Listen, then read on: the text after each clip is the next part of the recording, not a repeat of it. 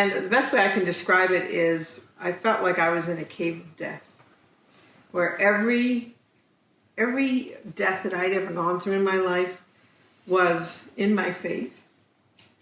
Loss in general was in my face. Suffering was in my face. It was almost like I couldn't hear or see anybody suffering anymore. And I couldn't listen to the news anymore. You know, we used to listen to it at night before we went to bed as entertainment. Yeah. We would turn on YouTube and chuckle about how crazy everything was. But it got to the point where vibrationally, I couldn't deal with it anymore. I couldn't hear it.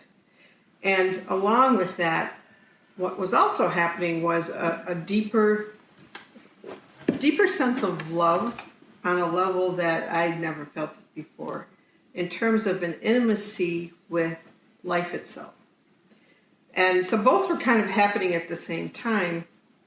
And it got to the point where I didn't know what to do with it because it was just lasting.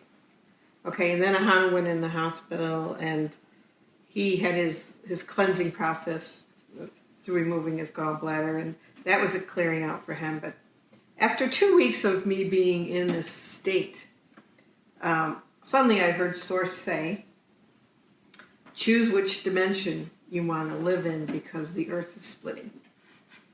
And I said, oh, that's what's going on. And I totally understood what it meant.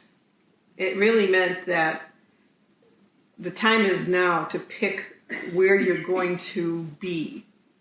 And the implications of that were vast. There's no middle ground. It's either one thing or the other, and that's what we're going to talk about today. Which reality or dimension you want to be in, because it isn't like how we used to sit here and manifest and say, well, this is what we want for our future, so we're going to create this. This isn't what's happening now.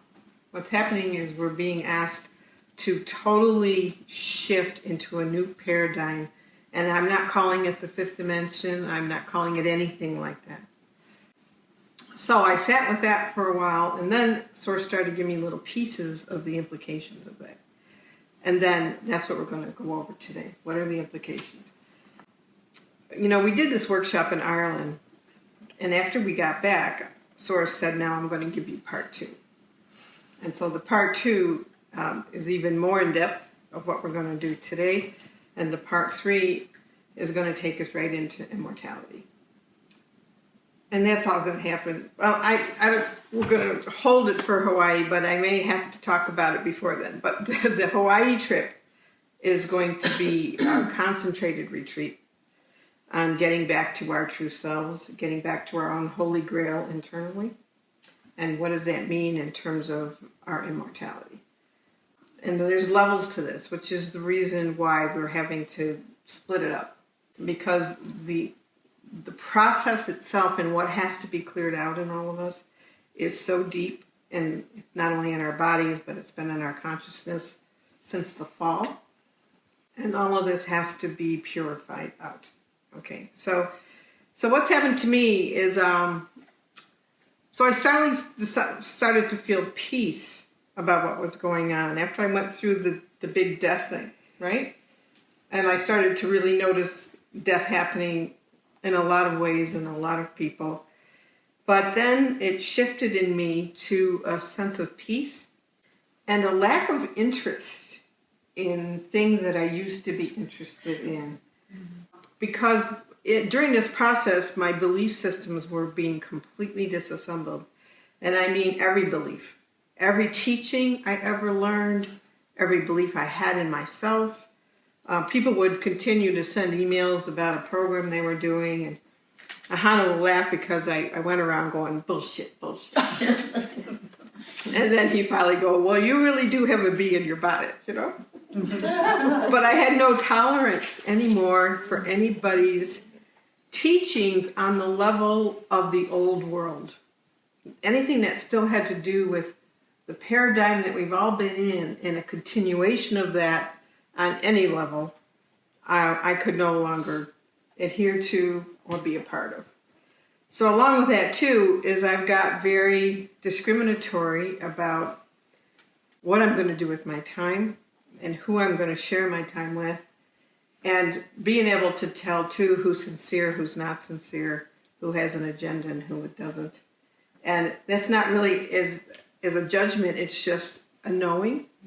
And along with that, the desire to, simplify my life in a lot of ways. And so we're going to move into trust in the afternoon, and we're going to go deeply into that because that's a huge element of what has to happen now for us. So that's my story thus far, okay?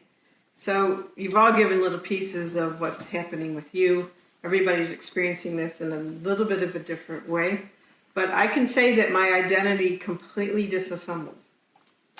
And that's a big part in and of itself, is what your identity really is and how we've made up identities for ourselves throughout the course of our lives. And all of it was collapsing for me. I said to Ahonu, I know nothing anymore. I don't know who I am. I don't know what I'm doing. I don't know where I'm going. But it was just all taken away. And it was sudden. So I have a feeling that the big blood moon that we all experienced in January magnified the whole process.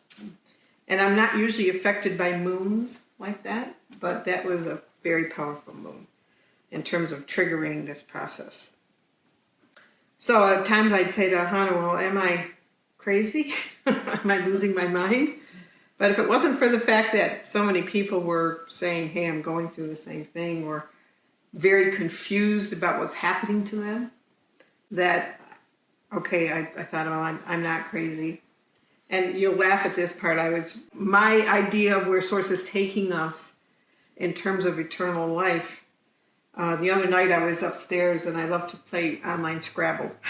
So I had the question in my mind before I played the game, like, okay, I'm right, Source, in terms of the eternal life thing. And so the computer shuffles the little letters and what are my words? What are my letters? They spelled out eternal on the computer. It's like, okay.